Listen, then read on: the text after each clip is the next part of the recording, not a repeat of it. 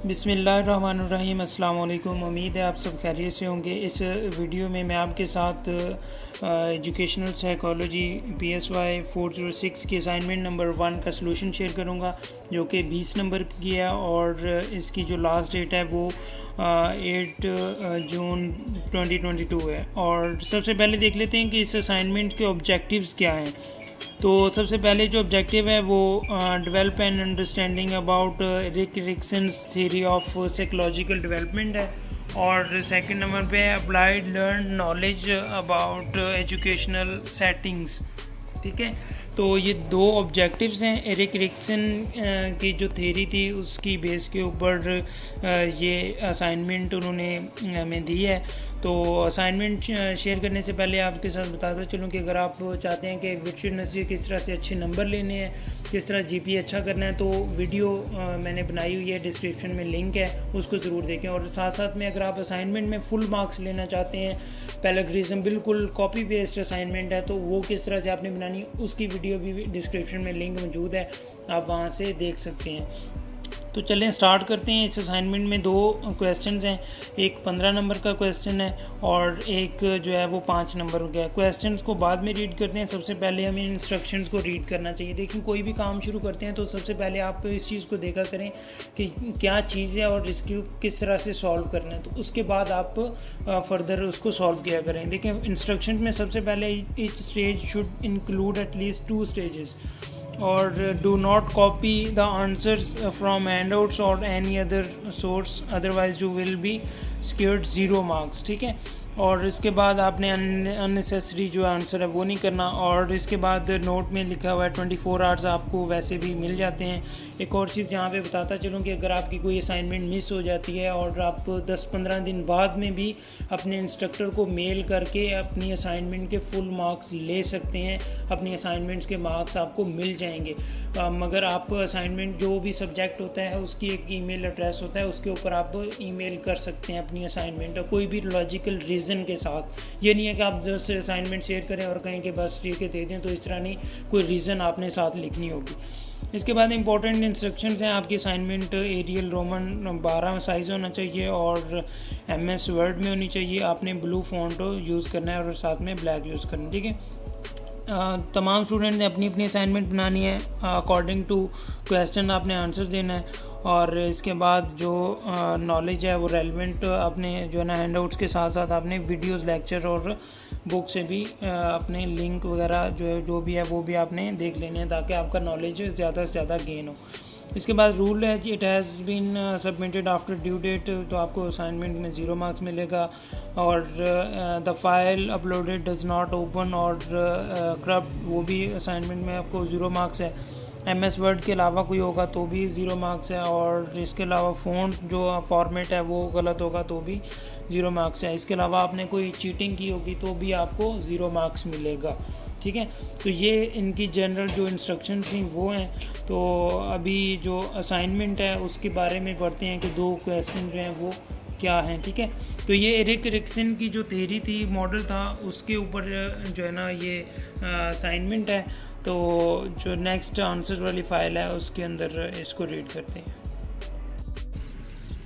जी। तो इस असाइनमेंट में टोटल 2 क्वेश्चंस हैं और पहला क्वेश्चन जो है वो 15 मार्क्स का है और सेकंड क्वेश्चन जो है वो 5 मार्क्स का है। तो पहला क्वेश्चन जो है वो ये है कि जो एरिक रिक्सन ने थ्योरी दी थी साइको सोशल डेवलपमेंट के ऊपर, तो उसके जो कन्फ्लिक्ट्स हैं डेवलपमेंटल क्राइसिस, उसके ऊपर आपने जो है ना एक कॉलम दिया गया है, इसके अंदर आपने उनकी एजेस बतानी है और उसके बाद आपने टीचर्स के लिए सुजेस्ट करना है कोई स्ट्रेटजीज़ क्या होनी चाहिए अगर वो एरिक रिक्सन की थ्योरी को मानते हैं, तो उनको क्या सुजेस्ट करेंगे आप, तो उसके बारे में है। तो प्लीज़ आपने इस असाइनमेंट को कॉपी पेस्ट नहीं करना, इसमें थोड़ा एक्स्ट्रा मटेरियल भी दिया गया है, आपने इसको अपनी वर्डिंग में लिखना है। आई रिपीट, आपने इसको कॉपी पेस्ट नहीं करना। ठीक है, ये तकरीबन मोस्टली कॉपी पेस्ट है, आप अगर कॉपी पेस्ट करेंगे तो आपको 0 मार्क्स मिलेंगे।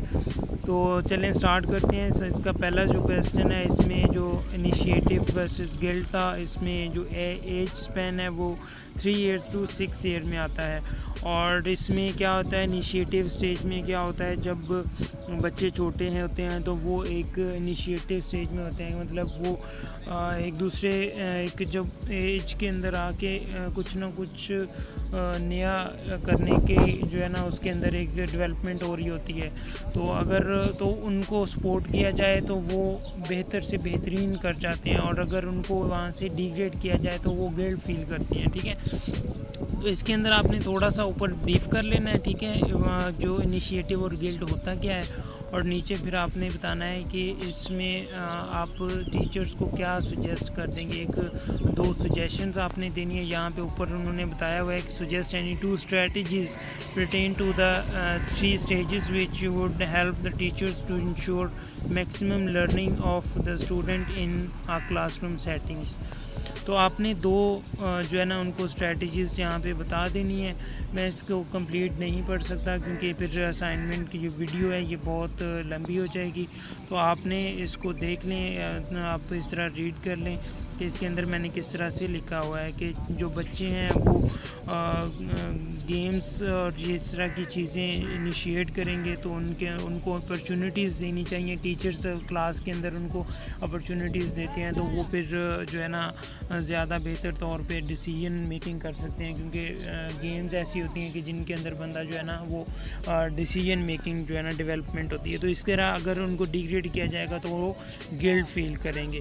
तो इसी तरह इंडस्ट्री वर्सेस इन्फीरियरिटी है जिसके अंदर 6 एज से लेके 12 एज तक होते हैं। तो इस स्टेज में भी जो है ना आप देख सकते हैं कि किस तरह से मैंने जस्ट ऊपर इनकी डेफिनेशंस थोड़ी सी लिखी हैं और उसके बाद नीचे जो है ना सजेशंस दिए हैं कि किस तरह से जो है बच्चे राइटिंग्स वगैरह में करके अपने जो आप अपने टीचर्स को चेक करवाएं, और या फिर इम्पोर्टेंट रोल टीचर्स इस तरह कर सकते हैं कि जो स्पेसिफिक स्किल्स हैं वो उनको सिखाई जाएं। ठीक है, तो उनको इनकरेज किया जाए। कोई चीज़ सीख रहे होते हैं तो उनके अंदर उनको इनकरेज करना चाहिए। ठीक है, इसी तरह उनको रीइंफोर्समेंट जो इनिशिएटिव है उनके अंदर इनको इनकरेज करना चाहिए उनके गोल सेटिंग में, उनके कॉन्फिडेंट जो है उसको बिल्ड करने के लिए। तो आप इसको मज़ीद जो है ना इस तरह से रीड कर लें तो जो है ना आपको ये कुछ क्लियर हो जाएगा। इसी तरह जिन बच्चों को इस तरह की डेवलपमेंट के मौके नहीं दिए जाते तो वो फिर स्पेसिफिक स्किल्स जो हैं वो नहीं सीख पाते और वो फिर किस तरफ लीड करते हैं, इन्फीरियरिटी की तरफ लीड करते हैं। तो थर्ड नंबर पे है आइडेंटिटी रोल कन्फ्यूजन। जी एडल्सेंस में स्टार्ट होता है, मतलब 12 से 18 साल की एज में, और इस स्टेज के अंदर आपने इसको थोड़ा सा ब्रीफ कर देना है कि ये होती क्या है। ठीक है, और पेयर ग्रुप्स के अंदर रिलेशन बनाते हैं तो बच्चे एक दूसरे को अपने आप को जानने की कोशिश करते हैं कि मैं कौन हूँ, और इस तरह से आपने थोड़ा सा इसको ब्रीफ कर देना है। ब्रीफ करने के बाद आपने नीचे 2 सजेशंस लिख देनी है कि जो मेजर डेवलपमेंट उनके अंदर क्या आती है, और फिर उसके बाद वो किस तरह से इस एज के अंदर अपने आप को तब्दील करते हैं, अपने आप को आइडेंटिफाई करते हैं। ठीक है, जो आइडेंटिफिकेशन होते हैं, और रोल कन्फ्यूजन कि मेरा ज़िंदगी में मकसद क्या है, मुझे क्या करना है। तो इस एज के अंदर बच्चा जो है ना वो ये डिसाइड करता है। तो अगर उसको सही तौर पे गाइड किया जाए, सही तौर पे वो अपने आप को समझ ले, आइडेंटिफाई कर ले कि मेरी स्किल्स क्या हैं, मुझे क्या करना चाहिए, मेरे के अंदर पोटेंशियल क्या है, स्ट्रेंथ्स क्या हैं, तो वो बेहतर तौर पे जो है ना अपने आप को रिप्रेजेंट कर सकता है दुनिया के सामने। तो इसके बाद लास्ट पे आप देख लें सेकंड नंबर क्वेश्चन में सिंपल आपने डिफरेंशिएट करना है सेल्फ़ कॉन्सेप्ट को और सेल्फ़ इस्टीम को। ये कोई इतना मुश्किल नहीं है, इसको मैंने 2 तरह से सॉल्व किया हुआ है। आप भी इनमें से जो आपको बेहतर लगे आप उसको कर सकते हैं। इसको same as it is copy paste नहीं करना, आपने जस्ट आइडिया के लिए इसको यहाँ से या इसको अपनी वर्डिंग में तब्दील कर सकते हैं। ठीक है, आई रिपीट, इसको अपनी वर्डिंग में आप तब्दील कर सकते हैं, कोई इशू नहीं है। तो आप इसको देख लें। यहाँ पे सेल्फ़ कॉन्सेप्ट क्या है। सेल्फ़ कॉन्सेप्ट जो होता है वो अपने बारे में होता है कि मैं बहुत स्ट्रॉन्ग हूँ, मैं वीक हूँ, मैं गुड स्टूडेंट हूँ, मेरी मैथ अच्छी है, मेरी मैथ बुरी है। इस तरह से सेल्फ़ कॉन्सेप्ट बना होता है। तो सेल्फ़ इस्टीम जो है वो आपकी जो ये क्लोजली टू सेल्फ कंसेप्ट है। The values that a person attach to his characteristics and behaviours, यानी कि वो अपने साथ जो है वैल्यूज़ को अटैच करता है। I behave bravely under stress, में मैं स्ट्रेस के अंदर बहुत अच्छे से जो है ना करता हूँ, बिहेव करता हूँ। तो इस तरह से आप जो है ना अपने आप को जज कर सकते हैं। आई गेट नर्वस बिफोर, जिस तरह बच्चे एग्ज़ाम के अंदर बहुत नर्वस हो जाते हैं, तो ये उनकी जो वैल्यूज़ हैं वो हैं, ठीक है। तो इसी तरह दो पैराग्राफ के अंदर, पैराग्राफ में दो तरह के आंसर्स हैं, आप इनको अपने वर्डिंग में कॉपी पेस्ट कर सकते हैं, ठीक है। और सेकंड, आप इस तरह से कॉलम की शेप में भी डिफ़ाइन कर सकते हैं कि सेल्फ कंसेप्ट क्या है और सेल्फ इस्टीम क्या है। Self concept is an individuals overall knowledge और perception of who he or she is, the ultimate answer to the question who I am. And self-esteem at its simplest definition refers to an individual's perception of his or her own worth or value. Self-concept is differentiated from self-image, self-esteem, self-efficacy and self-awareness. And self-esteem on the other hand is differentiated from self-regard, self-efficacy and self-concept. Self-concept refers to what a person thinks of himself, his perceptions about himself. I am strong, I am a weak, I am a good, I am a bad, ठीक है। तो इस तरह से ये self concept है। Self esteem refers to the values that a person attach to his characteristics and behaviours. I believe bravely under stress, तो इसको आपने कम से कम 5 लिख देनी है, ठीक है, ताकि 5 नंबर का क्वेश्चन है। तो सिंपल अगर आप कॉलम में भी लिख लें तो 5-5 आपने लिख देनी है, इनफ बहुत हैं। और अगर आप पैराग्राफ्स की शक्ल में लिखना चाहते हैं तो ये 2 आंसर्स दिए गए हैं पैराग्राफ्स की शक्ल में भी, तो आप इतना लिख दें तो काफ़ी है। मगर इसको आपने कॉपी पेस्ट नहीं करना, इसको आपने अपनी वर्डिंग में कर लेना है। अपनी वर्डिंग में किस तरह से करना है, डिस्क्रिप्शन में लिंक मौजूद है, आप बस अपनी असाइनमेंट खुद भी बना सकते हैं। ब्रीफली एक चीज़ को बताया गया है कि कॉपी पेस्ट असाइनमेंट से आपने किस तरह से उसको यूनिक बना के करनी है। यूनिक बना के फिर अपलोड किया करें तो आपके फुल मार्क्स आएंगे, ठीक है। और इंशाल्लाह उम्मीद है कि ये असाइनमेंट आपके लिए काफ़ी हेल्पफुल होगी। तो इसी तरह के मज़ीद असाइनमेंट के सलूशन के लिए हमारे चैनल भी शॉर्ट नोट्स को सब्सक्राइब करें, बेल आइकन को प्रेस करें।